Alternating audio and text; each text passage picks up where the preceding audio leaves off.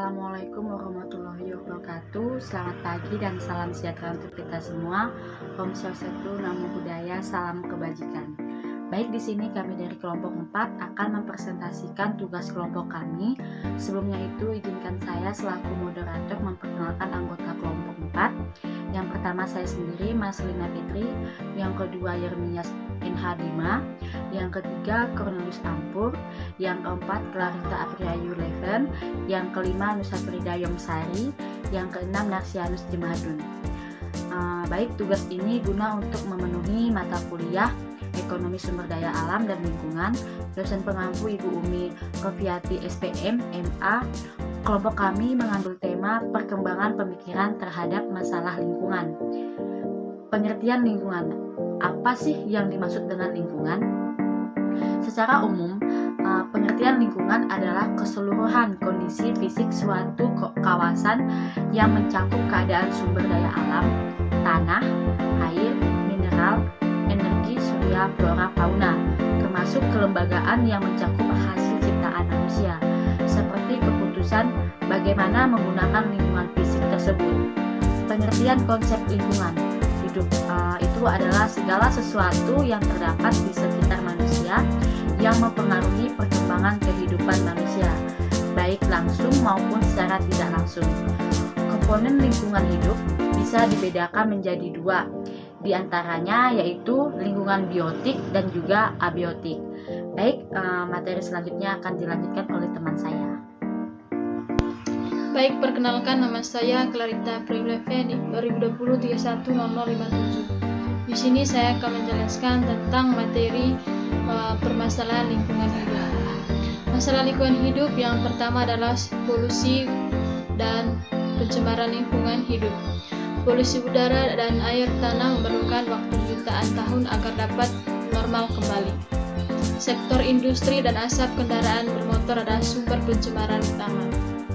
Logam berat, nitrat, dan plastik beracun bertanggung jawab atas berbagai pencemaran yang ada. Sementara polusi air disebabkan oleh tumpahan minyak, hujan asam, limpasan perkotaan. Di lain pihak, pencemaran udara disebabkan oleh berbagai gas dan racun yang dikeluarkan oleh industri dan pabrik-pabrik serta sisa pembakaran bahan bakar.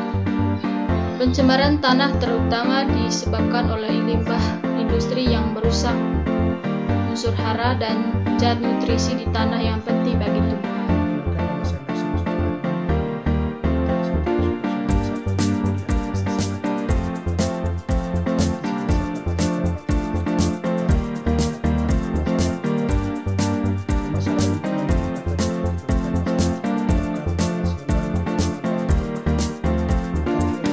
Berdasarkan pada dampak dari permasalahan lingkungan. Apakah dampaknya hanya lokal, nasional, regional, atau global? Bila kita melihat bumi secara utuh, maka bumi merupakan suatu sistem yang utuh dan tidak bisa dipisah-pisahkan. Akhir-akhir ini, masalah lingkungan hidup menjadi topik yang dapat diperdebatkan dalam berbagai fora internasional karena adanya gejala permasalahan global yang semakin mengkhawatirkan. Baik, terima kasih.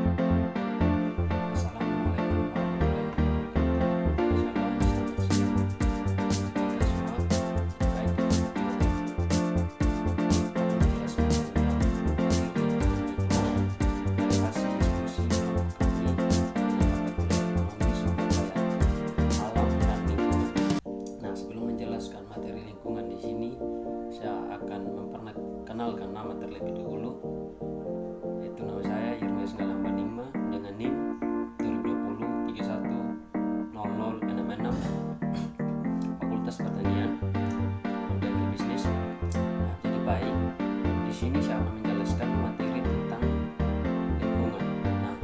Pengertian lingkungan itu sendiri adalah kombinasi antara kondisi fisik yang mencakup keadaan sumber daya alam seperti tanah, air, energi, surya, mineral, flora, dan fauna yang tumbuh di atas tanah maupun di lautan, dengan kelembagaan yang meliputi ciptaan manusia seperti keputusan bagaimana menggunakan lingkungan tersebut.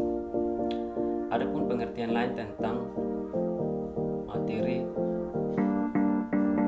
lingkungan. Pengertian lingkungan juga dapat diartikan sebagai segala sesuatu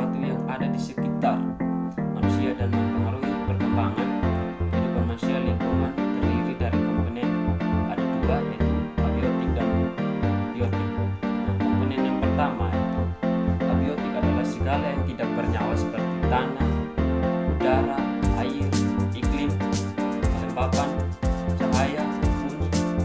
Sedangkan komponen biotik adalah segala sesuatu yang bernyawa seperti tumbuhan, hewan, manusia, mikroorganisme, virus, dan bakteri. Sebenarnya dalam ruang lingkungan kita saling membutuhkan satu sama lain, baik dari manusia, hewan maupun tumbuhan, untuk perlu bagi kita menjaga kelestarian lingkungan.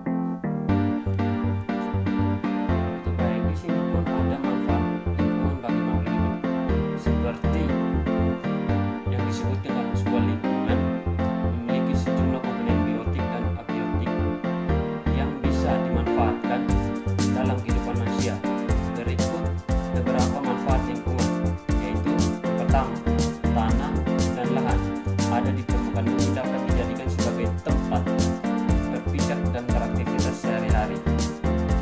Yang kedua, tanah juga dijadikan sebagai area kegiatan ekonomi seperti lahan pertanian, perkebunan, dan kedua, tanah juga dijadikan sebagai area kegiatan ekonomi seperti lahan pertanian, perkebunan, dan peternakan, aktivitas sosial lainnya. Yang ketiga, udara yang dapat dalam lingkungan seperti oksigen dapat dimanfaatkan manusia untuk memperlancar sistem pernapasan. Yang keempat, komponen abiotik seperti hewan, tumbuhan memiliki manfaat seperti sumber energi dan nutrisi bagi tubuh manusia. Yang kelima, lingkungan memiliki sumber daya alam yang bisa dimanfaatkan manusia untuk kehidupan sehari-hari seperti mineral, minyak bumi, batu bara, dan sebagainya. Yang keenam, mikroorganisme seperti bakteri penguraiannya yang dibutuhkan karena memiliki peran sangat penting dalam ekosistem yang bisa didekomposer sisa-sisa tubuh dari makhluk hidup yang telah mati. Yang keenam, air merupakan salah satu komponen lingkungan yang memiliki peran vital dalam kehidupan manusia seperti minum, mandi, irigasi, dan lain-lain sebagainya.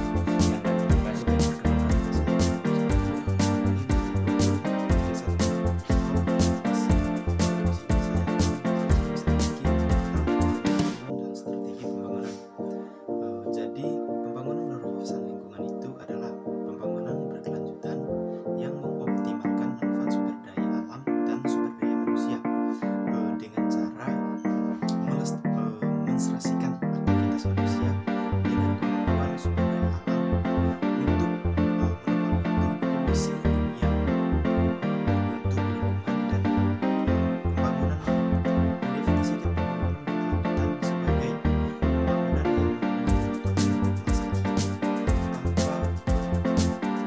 mengorbankan hak-hak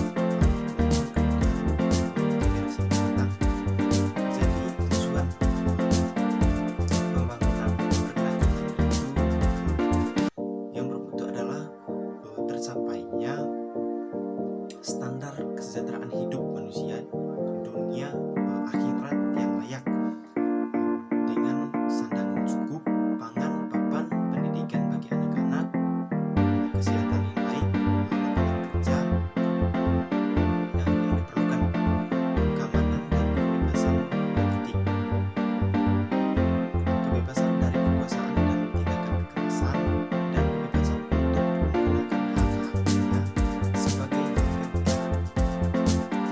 Taraf kesejahteraan ini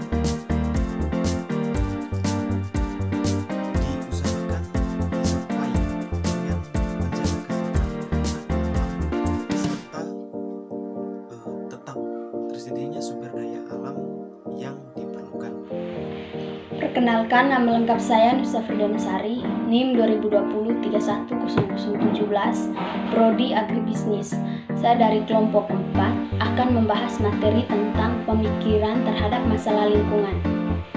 Menurut Bingham pada tahun 1989, signal pertama munculnya kesadaran manusia terhadap dampak yang besar dari industrialisasi dan aktivitas manusia terhadap lingkungan global adalah buku yang dikarang oleh Parkin Mais pada tahun 1864 yang berjudul Man and Nature. Sebagai seorang ahli tentang alam dan ilmu bumi, beliau mengakui adanya saling keterkaitan dalam lingkungan alam dan memandang bahwa manusia adalah pengganggu alam dan merusak keseimbangan alam dari lingkungan tersebut. Sekian dan terima kasih.